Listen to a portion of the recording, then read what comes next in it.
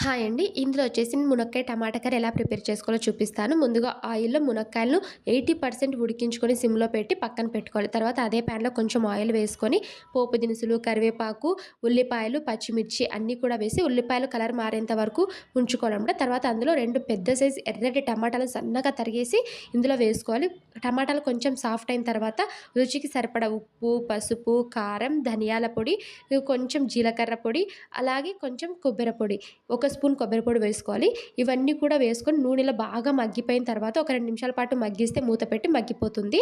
ఇందులో మనము కొంచెం చింతపండు రసం వేసుకోవాలి. ఇందులోనే ఇంకొక కప్పు వాటర్ కూడా వేసుకోవాలనమాట.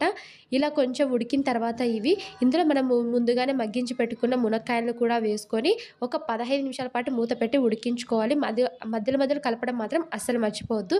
ఇలా 15 నిమిషాల తర్వాత మగ్గిపోయిన తర్వాత ఇందులో ఒక చిటికెడు గరం మసాలా వేసుకొని దించేసుకుంటే చాలా టేస్టీ మునక్కాయ టమాటా కర్రీ రెడీ.